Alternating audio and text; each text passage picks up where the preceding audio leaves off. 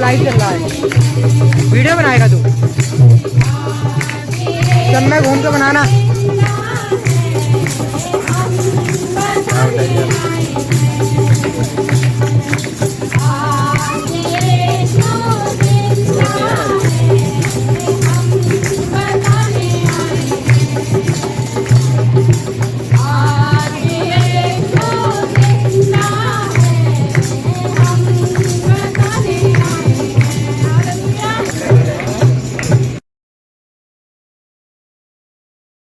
अपने आप को मेरे के गुनाहों के खातिर उसने कुर्बान कर दिया। वो मर गया, गाड़ा गया और तीसरे दिन अर्थात आज के दिन वो जीवित उठा। यीशु मुर्दा नहीं है। यीशु मुर्दा, यीशु मुर्दा, यीशु जिंदा है। कितने कहेंगे मेरा यीशु जिंदा है?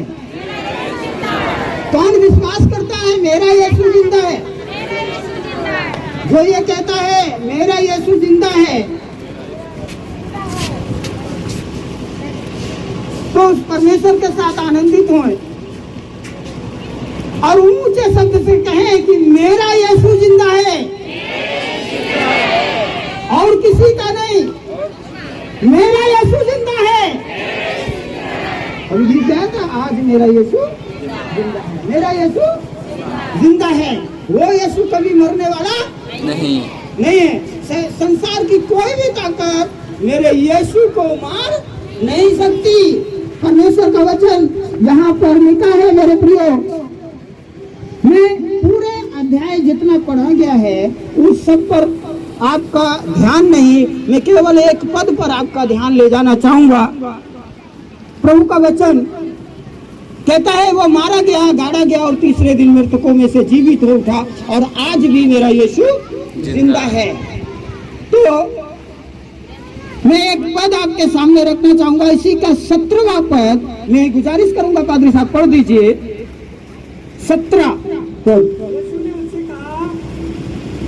मुझे मत छू क्योंकि मैं अब तक पिता के पास ऊपर नहीं। कौन तुम्हारा हैंगर हो कर रहा है? तो अटक इसकी मेमोरी फुल हो गई। इसमें 256 GB वो फुल हो गई। वो खुद मेरा हो गया 256 GB हो गया। कहाँ से लेके आऊँ मेमोरी? मीट करना पड़ेगा। जब मरियम सप्ताह के पहले दिन भोर को कब्र पर गई और उन्होंने देखा पत्थर लुढ़का हुआ है, यीशु वहां पर नहीं है।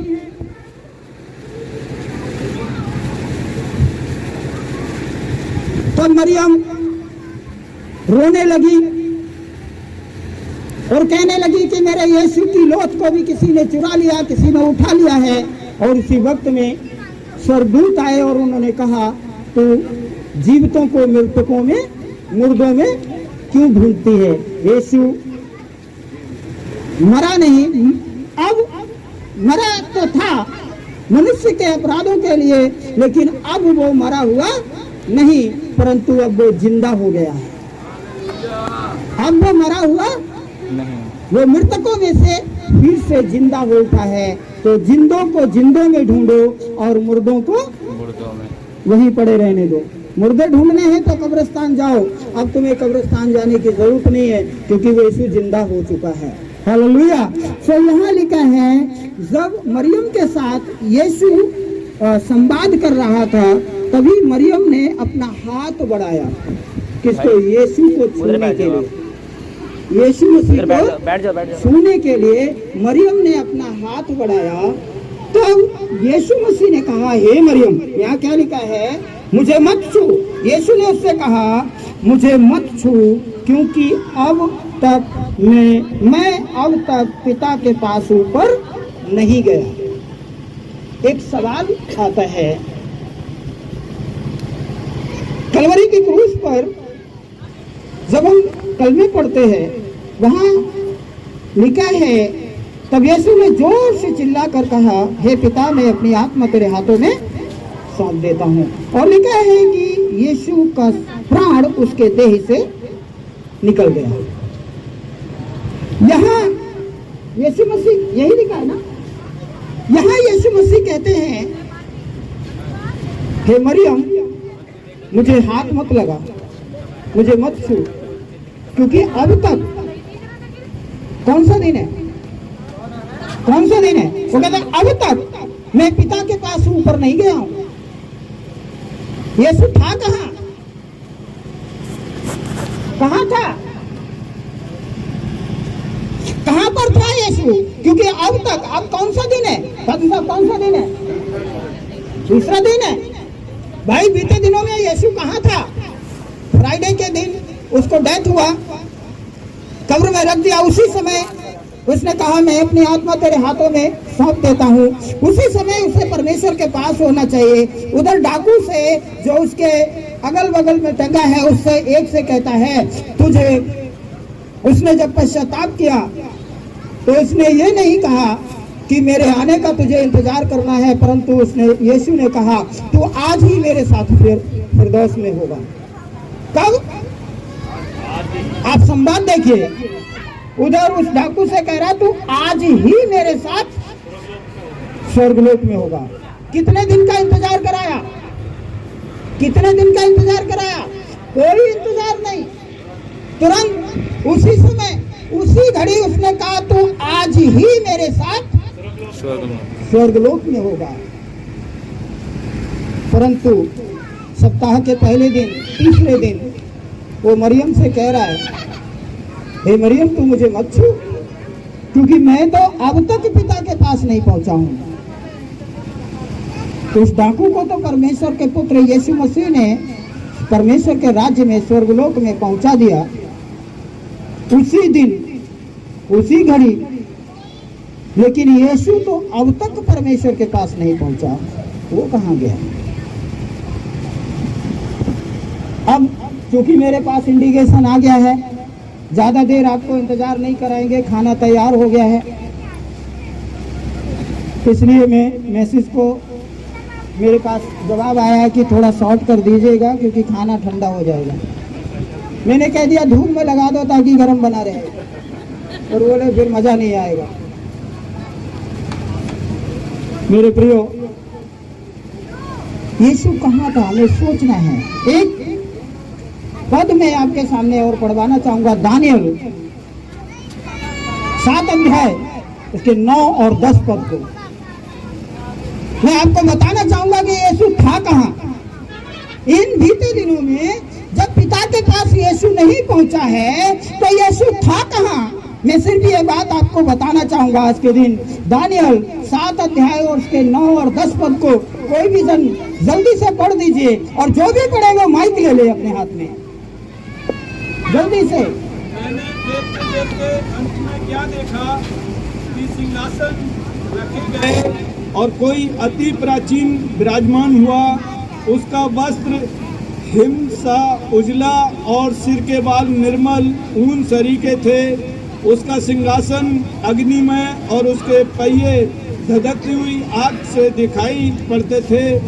उस प्राचीन के सम्मुख से आग की धारा निकलकर बह रही थी कि हजारों हजार लोग उसकी सेवा टहल कर रहे थे और लाखों लाख लोग उसके सामने हाजिर थे।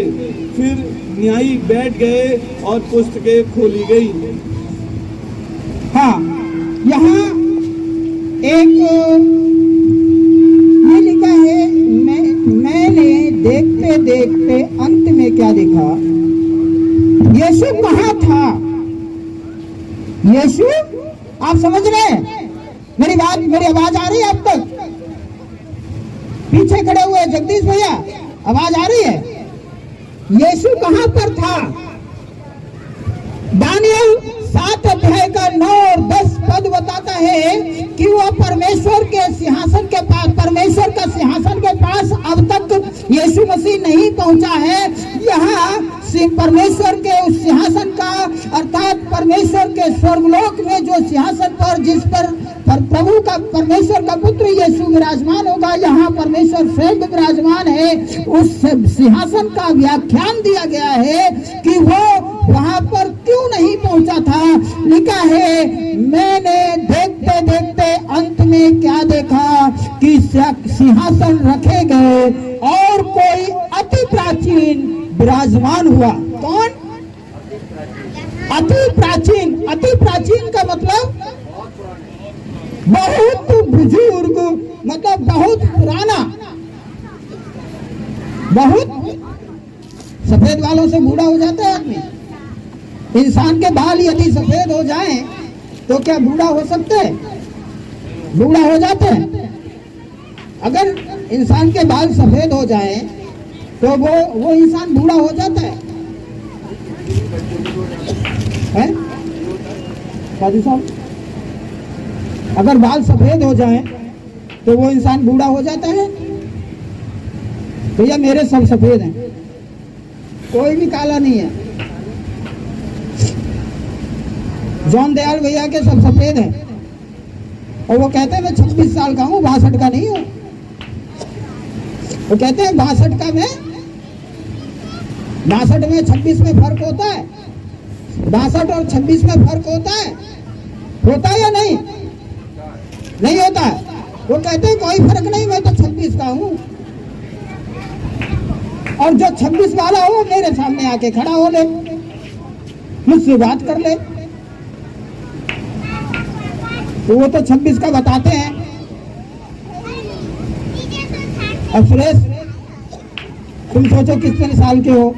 तो यहाँ लिखा है परमेश्वर का वचन, यहाँ कहता है सिंहासन रखे गए और कोई अति प्राचीन विराजमान हुआ, उसका वस्त्र हिमसा उजला और सिर के बाल निर्मल ऊन सरीखे थे। सिर के बाल कैसे थे? सफेद निर्मल, बिल्कुल ऊन की तरह। कैसे?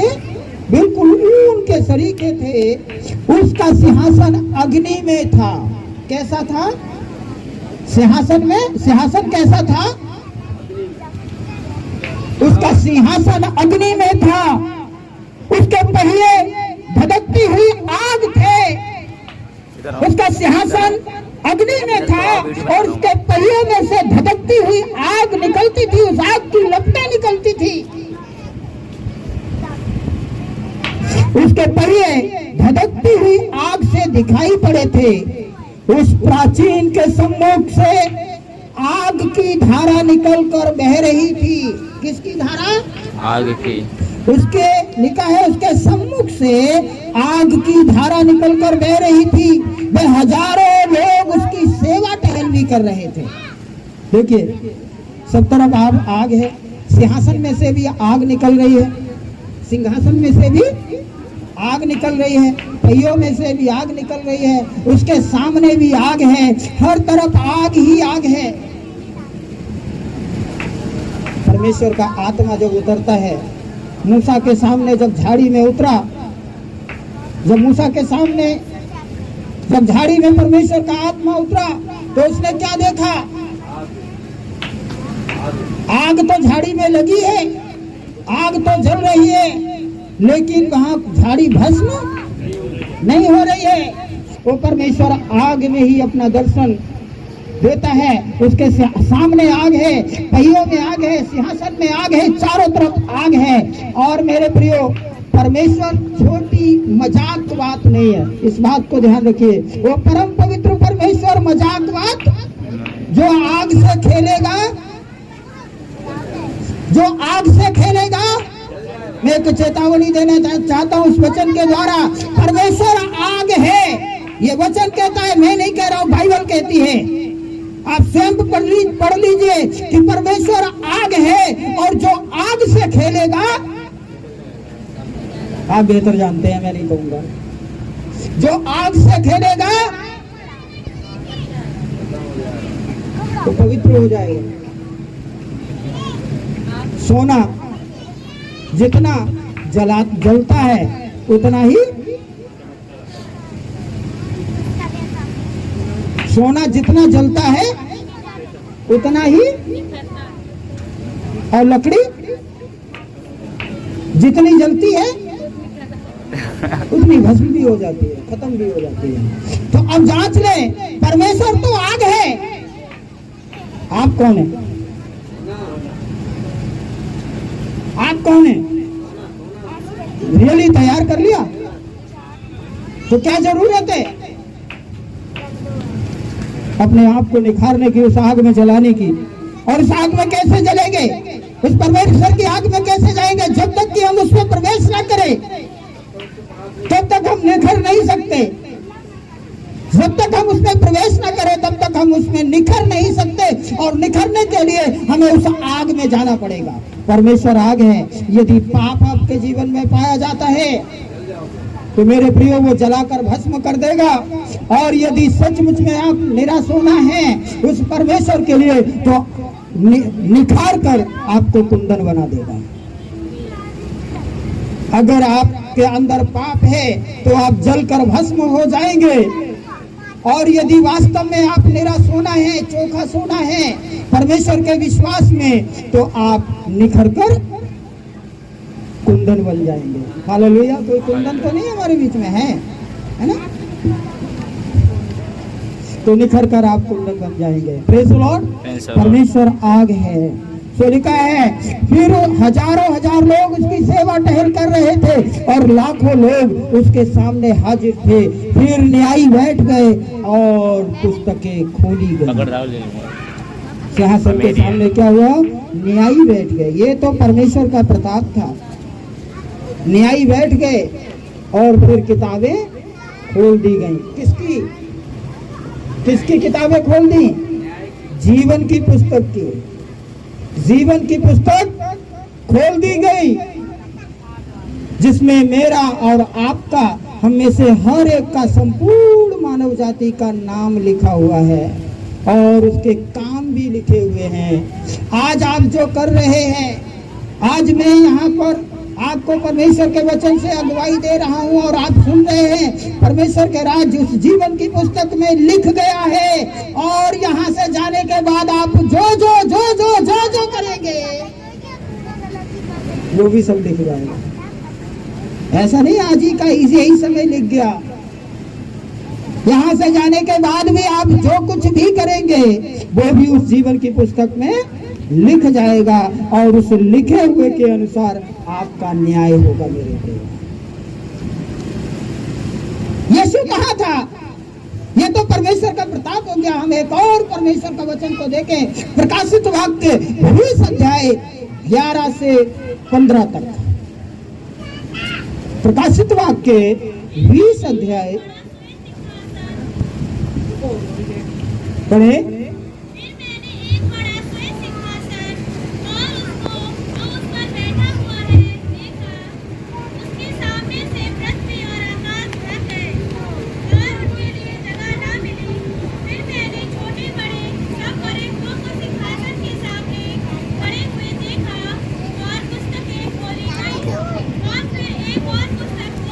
दे दो मुझे दे दो, बताओ।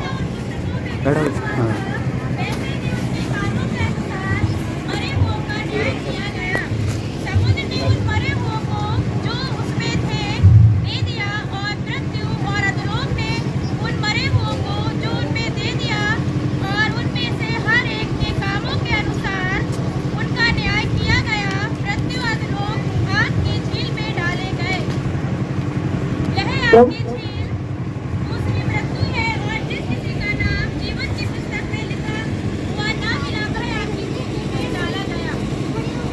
फिर मैंने एक बड़ा श्वेत सिंहासन, जो हमने अभी दानियल की पुस्तक में पढ़ा, जो उस पर बैठा हुआ था, देखा। उसके सामने से पृथ्वी और आकाश भाग गए। जो आग में बैठा है, जो सिंहासन पर बैठा है, जब उसके सामने पृथ्वी और आकाश का न्याय करने के लिए बुलाया गया, तो ना पृथ्वी उसके सामने टिक सकी और ना आकाश उसके सामने टिक सका, और वे दोनों उसके सामने से भाग गए। क्या हुआ? उस परम पवित्र परमेश्वर के सिंहासन के सामने से पृथ्वी और आकाश भाग गए। आज का वचन बहुतों से बात करेगा, बहुतों को कड़वा लगेगा, बहुतों को चुभेगा, लेकिन मैं आपको बताना चाहता हूँ, जिसको कड़वा लगता है और जिसको चुभता है, मैं कहता हूँ परमेश्वर का वचन उसी के लिए है। क्योंकि प्रभु देख रहा है कि आप में ही वो बुराई है, इसीलिए आपको कड़वा लग रहा है और आपको चुभ रहा है। परमेश्वर चाहता है कि उस बुराई को आप अपने जीवन से निकाल कर अलग कर दे और पूर्ण पवित्रता में आप परमेश्वर के राज्य में प्रवेश करें। हालेलुया। तो लिखा है, फिर मैंने एक बड़ा श्वेत सिंहासन उसको और उसको जो उस पर बैठा है देखा, उसके सामने से पृथ्वी और आकाश भाग गए और उसके लिए जगह ना मिली। फिर मैंने छोटे बड़े सब मरे हुओं को सिंहासन के सामने खड़े हुए देखा और पुस्तकें खोली गई और फिर एक और पुस्तक खोली गई, अर्थात जीवन की पुस्तक। और जैसा उन पुस्तकों में लिखा हुआ था वैसे ही उनके कामों के अनुसार मरे हुओं का न्याय किया गया। मेरे प्रियो, यीशु तो कलवरी की क्रूस पर शुक्रवार को ही कहता है, पिता मैं अपनी आत्मा तेरे हाथों में सौंपता हूँ, और उसी समय उसका प्राण उसके शरीर से अलग हो गया, लेकिन अब तक वो परमेश्वर के पास उसके राज्य में नहीं पहुंचा है। आज तो तीसरा दिन है और अब तक वो परमेश्वर के राज्य में नहीं पहुंचा है। तो यीशु कहाँ था? मैं बताना चाहता हूँ, वो मरे हुए जो पुराने नियम के अनुसार जो पहले यीशु मसीह के मृत्यु से पहले जो मर चुके हैं अधोलोक से, उनको शैतान के बंधन से छुड़ाने के लिए वो अधोलोक में अर्थात जमीन के नीचे चला गया। आकाश और पृथ्वी उसके सामने टिक ना सके। अर्थात लिखा है, जो मिट्टी में दबकर मर गए, मिट्टी ने उनको उगल दिया। जो पेड़ से गिरकर मर गए, पेड़ उसका हिसाब दे रहे हैं। जो आकाश में हवा में उड़ते हुए मर गए, आकाश उनका भी हिसाब देगा। ऐसा लिखा है। मैं बहुत ज्यादा नहीं बोल रहा हूँ, बहुत सारे शब्द हैं, लेकिन 2-4 शब्दों को ही मैं बोल रहा हूँ मेरे प्रियो। हो सकता है आपको थोड़ा सा अटपटा सा लगे कि इसके बाद ये होना चाहिए, लेकिन ये बोल दिया। नहीं, मैं बीच में बहुत सारे शब्दों को गोल कर रहा हूँ, मिस कर रहा हूँ। तो यहाँ लिखा है पुस्तकों को मैं अर्थात जीवन की पुस्तक और जीवन की पुस्तक, और जैसा उन पुस्तकों में लिखा हुआ था वैसा ही उनके कामों के अनुसार मरे हुओं का न्याय किया। यीशु मरे हुओं का न्याय करने के लिए वह अधोलोक में चला गया। समुद्र ने उन मरे हुओं को जो उसमें थे दे दिया। समुद्र ने किसने? समुद्र ने जो मरे हुए थे उस समुद्र ने उन्हें उगल दिया। मृत्यु और अधोलोक ने उन मरे हुओं को जो उनमें थे दे दिया और उनमें से हर एक के कामों के अनुसार उनका न्याय किया गया। मृत्यु और अधोलोक की आग झील में डाले गए। तब क्या देखा कि मृत्यु और अधोलोक की आग कहाँ डाले गए? जो मनुष्य को पाप में नाश करता है, जो मनुष्य को पाप में चलने के लिए विवश करता है, जो मनुष्य को पाप में पड़े रहने के लिए विवश करता है। मेरे प्रियो, परमेश्वर का वचन कहता है मृत्यु और अधोलोक आग की झील में डाले गए। ये आग की झील दूसरी मृत्यु है। आग की झील ही क्या है? दूसरी मृत्यु है। और जिस किसी का नाम जीवन की पुस्तक में लिखा हुआ ना मिला, वह आग की झील में। इसलिए मेरे प्रियो, परमेश्वर का वचन कहता है जो शैतान के कब्जे में थे, मृतक यीशु के बलिदान से पहले उनको भी यीशु छुड़ा लाया, और उनको छुड़ा कर लाकर वे जा ही रहा था, तब तक पौ फटने लगी, अर्थात भोर होने लगा। और जब पौ फटने लगी, भोर होने लगा, अर्थात सुबह हुई। मरियम कब्र पर विलाप कर रही थी, वे ग्रेवयार्ड में थी और कब्र पर वे यीशु की कब्र पर विलाप कर रही थी कि यीशु की कब्र को चोर उठा ले गए। और इन फरीसियों ने, शास्त्रियों, सदूकियों ने, इन्होंने यीशु मसीह की लोथ को भी, मेरे यीशु की लोथ को भी गायब कर दिया। वे रो रही थी, वे विलाप कर रही थी। एक स्त्री जब रोती हैं बड़ी, और यीशु मसीह को आप समझ सकते हैं उस बात को, यीशु मसीह को वो बात, वो मरियम का विलाप करना, मरियम का रोना, उसका चीखना चिल्लाना, उसका विलाप करना यीशु को बर्दाश्त नहीं हुआ।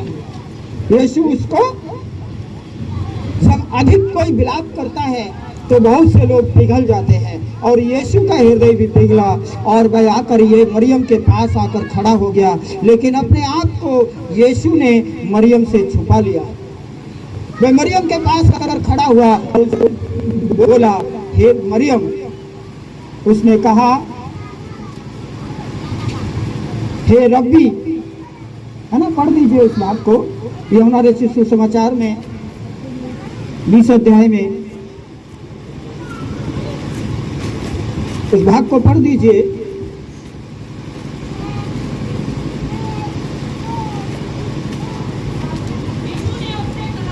हाँ,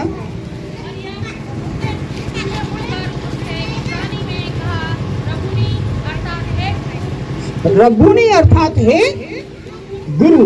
और ये कहकर मरियम ने अपना हाथ बढ़ाया उसको छूने के लिए। जब किसी को कोई चुरा ले जाता है, मैं जो, ये मेरी अपनी सोच है, मेरी अपनी, ऐसा बाइबल में नहीं लिखा है, ये मैं आपको अपनी तरफ से कहना चाहता हूँ। यीशु ने क्यों मरियम को मना किया?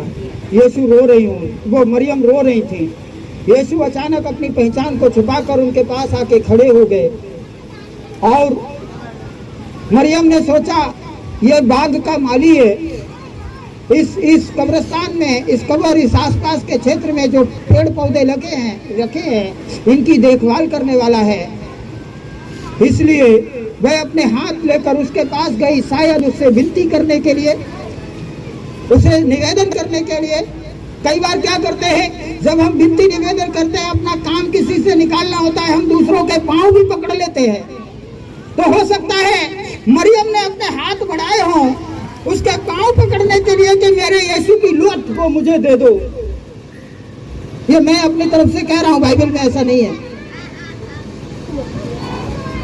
हो सकता है यीशु के पांव पकड़ने, उस माली के पांव पकड़ने के लिए यीशु ने अपने हाथ बढ़ाए हों और उसने कहा हो यीशु की लौट को मुझे दे दो।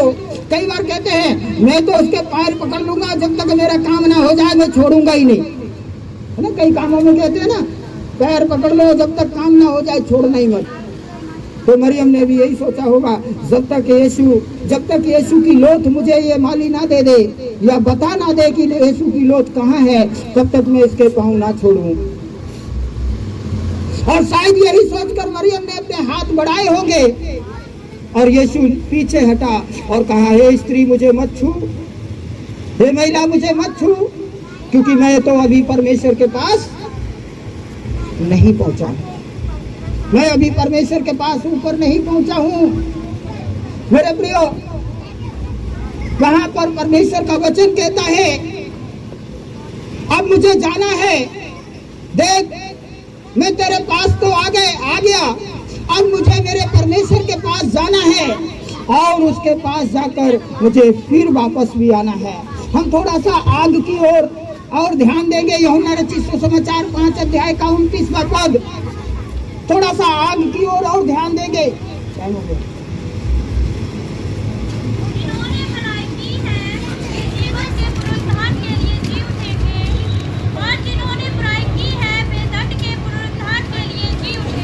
जिन्होंने भलाई की है वे जीवन की पुस्तक में अपना नाम लिखाने के लिए, परमेश्वर के राज्य में प्रवेश करने के लिए, और जिन्होंने बुराई की है वे दंड पाने के लिए जिंदा हो जाएंगे। जब यीशु मसीह न्याय के दिन अपने सिंहासन पर बैठेगा न्याय करने के लिए, मैं बीच में बहुत सारी बातों को छोड़ रहा हूँ मेरे प्रियो। तो जब यीशु न्याय करने के लिए न्याय के सिंहासन पर बैठेगा, लिखा है, तो जिनने बुराई की है, जो आज भी नहीं सुधरे और जिन्होंने कहा हम कल भी नहीं सुधरेंगे, जिन्होंने आज भी अपना जीवन यीशु को नहीं दिया, जिन्होंने आज भी समर्पण नहीं किया, जिन्होंने आज भी उस परम पवित्र परमेश्वर के आगे घुटने नहीं टेके, उस परमेश्वर की उपस्थिति में समर्पण नहीं किया, वो कहता है वे भी अगर मर जाएंगे, अगर जिंदा है तो शरीर का न्याय होगा, और अगर मर जाएंगे तो भी वे शरीर सहित जी उठेंगे कि उनका न्याय हो। यदि उन्होंने समर्पण नहीं किया, यदि उन्होंने विश्वास यीशु मसीह पर नहीं किया, यदि उद्धारकर्ता के रूप में यीशु मसीह को ग्रहण नहीं किया, तो दंड पाने के लिए जी उठेंगे। और यदि उन्होंने विश्वास कर लिया और उद्धारकर्ता के रूप में यीशु को प्राप्त कर लिया, यीशु को स्वीकार कर लिया उद्धारकर्ता के रूप में, तो हमेशा का जीवन पाने के लिए वे उठ खड़े हो जाएंगे कि परमेश्वर के सिंहासन के पास वे अपनी उपस्थिति दर्ज कराना उस हर एक मनुष्य को अनिवार्य है। जब तक कि वो व्यक्ति चाहे भले कार्य करे या गलत कार्य करे, जब तक पर यदि मर भी जाए तो जब तक वो जिंदा होकर यीशु के सामने सिंहासन के पास ना आ जाए, मेरे प्रिय, उसका न्याय नहीं हो सकता है। एक और वचन को अगर पढ़े है, मेरे परमेश्वर ने, वो यीशु मसीह कहता है, मेरे परमेश्वर ने मुझे भेजा, मेरे परमेश्वर ने मुझे भेजा और अब मैं तुमको भेजता हूं कि यहां से जाओ और अपने घर में, अपने स्थान में, अपने नगरों में जाकर प्रभु यीशु मसीह के लिए एक पवित्र प्रतिज्ञा के साथ यहां से जाओ, प्रभु यीशु के साथ एक पवित्र प्रतिज्ञा लेकर कि हम अपने नगर, अपने गांव, अपने घर में जाकर उस परमेश्वर की उस पवित्रता को अपने जीवन से प्रकट करेंगे। किसके जीवन से? किसी और के जीवन से नहीं, आपके परिवार के जीवन से नहीं, आपके घर के लोगों के जीवन से नहीं, आपके रिश्तेदारों के जीवन से नहीं, आपके पड़ोसी के जीवन से नहीं, सिर्फ अपने जीवन से मैं मेरा जीवन संपूर्ण रीति से पवित्रता में जीऊंगा, ये निर्णय लेकर यहाँ से जाएं। तो लिखा है, पिता ने तो मुझे भेजा, यीशु ने कहा पिता ने तो मुझे भेजा है, परंतु अब मैं तुम्हें भेजता हूँ कि परमेश्वर आग है, उस आग से खेलने की जरूरत नहीं है। जो आग के साथ खेलता है, जो आग के साथ खेलता है वो क्या होता है? नाश हो जाता है। तो परमेश्वर खेलने की चीज नहीं है, परमेश्वर समर्पण करने की चीज है। परमेश्वर कोई वस्तु खेलने वाली वस्तु नहीं है, परमेश्वर समर्पण करने वाला वो परम पवित्र परमात्मा है। उस परमेश्वर के आगे समर्पण करें, उसको उसके साथ खेले नहीं, खिलवाड़ ना करें। मेरे प्रियो, बहुत से लोगों ने यीशु को और उस परम पिता परमेश्वर को के साथ खिलवाड़ समझ लिया है, मसीहत को खिलवाड़ समझ लिया। ये खिलवाड़ मेरे प्रियो मनुष्यों का नाश कर देगी। इसलिए यीशु संसार में आया कि नाश ना हो, जो भी विश्वास करे वह अनंत जीवन को प्राप्त करे और अनंत जीवन को प्राप्त करके वह परमेश्वर के राज्य में प्रवेश करे, ताकि परमेश्वर आपको और आपके द्वारा बहुतों को उद्धार का मार्ग तैयार करें। आप उद्धार पाएं और आप बहुतों के लिए उद्धार दिला सकें। Praise the Lord, hallelujah, hallelujah. अब यीशु कहता है कि आप यहाँ से जाएं। कहाँ जाएं? कहाँ जाएं? कहाँ जाएं? मैं बोलना चाहता हूँ, कहाँ जाएं? अब आप यहाँ से जाएं अपने नगर, अपने गांव, अपने घर, अपने परिवार में, लेकिन एक निर्णय लेकर जाएं। कौन सा निर्णय? यीशु आग है, वो परम पवित्र परमेश्वर आग है और हम उस आग से खेल नहीं सकते। इसलिए आज समर्पण करें और समर्पण करके उस परमेश्वर से कहें, प्रभु अब तक मैंने जो कुछ किया मुझे क्षमा कर, आज के बाद संपूर्ण जीवन में पृथ्वी पर पूरी पवित्रता के साथ जियो। ये निर्णय लेकर अगर आप जाना चाहते हैं तो मेरे साथ अपने स्थान में खड़े हो जाएं और मेरे साथ अपने, जो व्यक्ति मेरी बात को सुने, जो ये निर्णय लेना चाहते हैं कि मैं आज से संपूर्ण जीवन पवित्रता में व्यतीत करूंगा, अपवित्रता और पाप मेरे जीवन में किसी भी रीति से प्रवेश नहीं करेगा, मैं समर्पण के साथ, पश्चाताप के साथ अपने जीवन को जीऊंगा, तो अपने स्थान में खड़े हो जाएं और उस परमेश्वर से समर्पण करें। और अगर आप समर्पण करना नहीं चाहते हैं, आप कहते हैं मैं तो पाप में ही जीऊंगा, तो बैठे रहें। और इस परमेश्वर से कहें, प्रभु आज का दिन मैं समर्पण करना चाहता हूँ, प्रभु मुझ पर कृपा करे, मुझ पर दया करे। जरूरत है, आज यीशु जब मृतकों में से जिंदा हो गया, वो आप और आप में से बहुतों को, यदि यीशु के आगमन से पहले हम मर भी गए तो हमें जिंदा कर रखने की सामर्थ्य देने वाला परमेश्वर है। हालेलुया, हमें जिंदा करने की सामर्थ्य देने वाला परमेश्वर है। आप अपने जीवन, अपने नाम को यदि जीवन की पुस्तक में देखना चाहते हैं और परमेश्वर के राज्य में प्रवेश करना चाहते हैं, तो आज समय है कि उस परमेश्वर के आगे अपनी आंखों को बंद करें और समर्पण करें और उस परमेश्वर से कहे, प्रभु तू मेरे जीवन में आ। हालेलुया, प्रभु तू मेरे जीवन में आ, मुझ पर कृपा कर, प्रभु तू मेरे जीवन में आ, मुझ पर दया कर और अपने अनुग्रह से भरपूर कर। Thank you Jesus, hallelujah. ओ स्तुति के योग्य प्रभु, ओ अनुग्रह प्रदान करने वाले परमेश्वर, thank you Lord Jesus, hallelujah, glory to God, hallelujah. प्रभु तेरा धन्यवाद करते हैं आज के इस वचन के लिए जो हमने सुना प्रभु, और इस वचन के द्वारा हम अपने जीवन में निर्णय ले सके, कह सके प्रभु जी परमेश्वर ठट्टों में नहीं उड़ाया जाता। इसलिए प्रभु इस कलाम पे बरकत दे, बोलने वाले को बड़ी बरकत दे खुदावंद, अपने दास को और सुनने वालों के ऊपर प्रभु जी तेरा ये वचन उनके हृदयों में बसा रहे प्रभु जी, उस वचन के अनुसार जीने में सहायता कर प्रभु। सारा आदर महिमा आपको देते हैं, दुआ यीशु मसीह के नाम से मांग लेते हैं, आमीन। नारे लगाओ और गाओ रे, झंडा मसीह का फहराओ रे, नारे लगाओ और गाओ रे, झंडा मसीह का फहराओ रे। Hallelujah, hallelujah, hallelujah, hallelujah, hallelujah,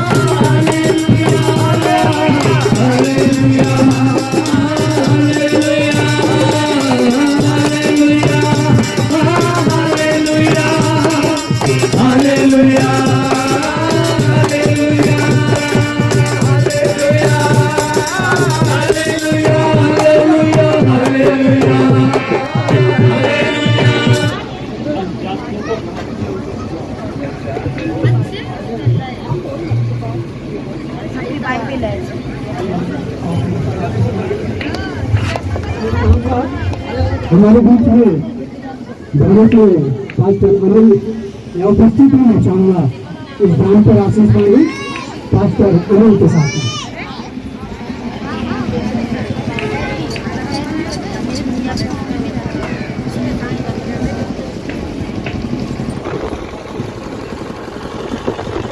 अब हमारे प्रभु यीशु मसीह का अनुग्रह, परम प्रधान परमेश्वर का प्रेम, पवित्र आत्मा की सहभागिता संगति समस्त विश्वासियों के साथ, इस मंडली के साथ अब से लेकर हमेशा तक विद्यमान रहे। आमीन। आप सभी को ईस्टर की हार्दिक शुभकामनाएं। प्रभु आपको आशीष दे।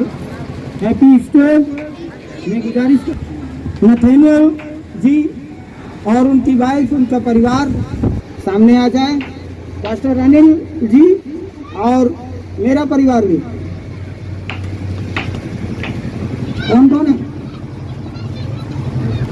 अरे मेरी पत्नी है, कहाँ गई? भैया ढूंढ लो कोई।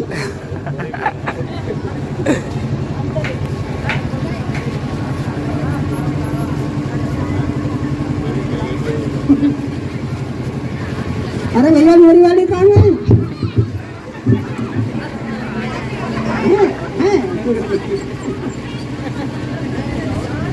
अच्छा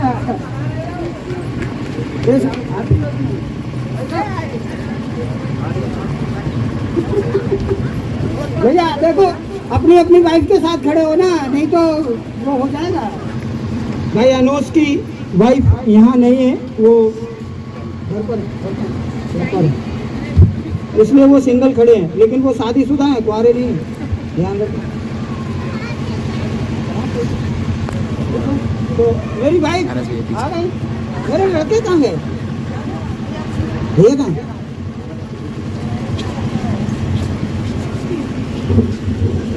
मैं गुजारिश करूंगा भाई सतीश चंद्रा जी,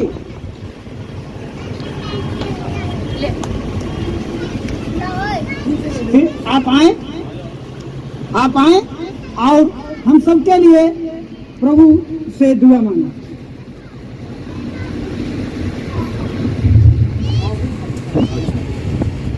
हालेलुया। सभी को एक बार फिर शुभकामनाएं ईस्टर के लिए। और मैं प्रार्थना करता हूँ इस पूरी टीम के लिए जो यहाँ ऊपर खड़ी हुई है स्टेज पर, उन सबके लिए विनती प्रार्थना करता हूँ। सभी लोग अपनी आंखें बंद करें और परमेश्वर की ओर ध्यान लगाएं। Hallelujah. Thank you Jesus. Hallelujah. धन्यवाद करते हैं दयालु पिता परमेश्वर, आपकी दया, आपके अनुग्रह, आपके आशीषों के लिए मेरे खुदावंद है, क्योंकि आप दया करने वाले पिता परमेश्वर प्रभु जी।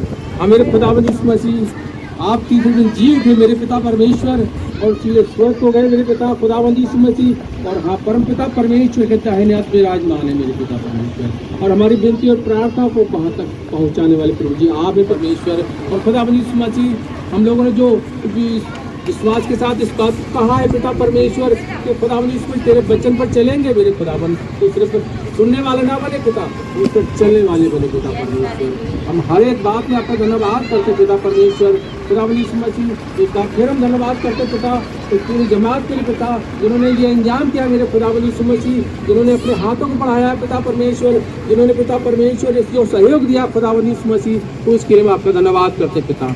पिता हम प्रार्थना करते हैं खुदावंद यीशु मसीह आपकी दया हर एक पर हमेशा बनी रहे पिता परमेश्वर। हम मेरे खुदावंद यीशु मसीह हर एक बात के धन्यवाद के साथ हम प्रार्थना करते हैं हर एक जन से कि भोजन तैयार हो चुका है, और शारीरिक भूख को भी शांत करिए, आत्मिक भूख तो हम लोगों ने शांत की है और शारीरिक भूख भी शांत कीजिए, और भोजन तैयार है और उसके लिए आप आगे बढ़े और भोजन को ग्रहण करें। आमीन। प्रभु आप सबको आशीष दे। अभी कोई भी व्यक्ति यहाँ से नहीं जाएगा, भोजन तैयार है और आप सब लोग अपने स्थान से उठें, भोजन लें और खाना खा के भरपेट, भूखा कोई ना जाए।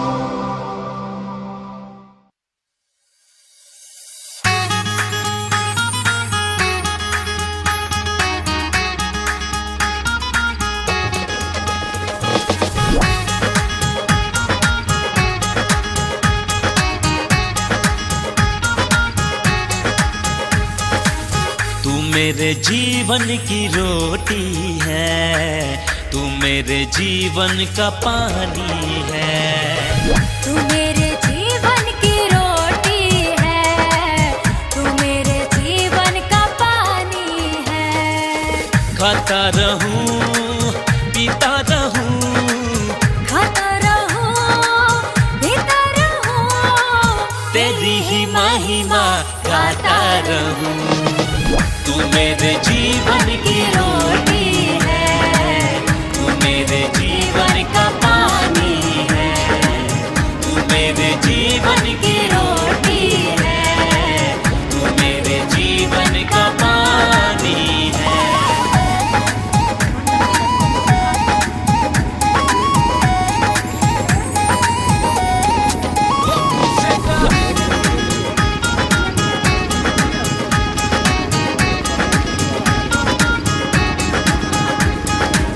मुझको मिली है जिंदगानी है, मुझको मिली है जिंदगानी है। तेरी ही दी कुर्बानी है, तेरी ही दी कुर्बानी है। तूने मुझे नया जीवन दिया, तेरे लहू की ये निशानी है। तूने मुझे नया जीवन दिया, तेरे लहू की ये निशानी है। तू मेरे जीवन की रोटी है, तू मेरे जीवन का पानी है।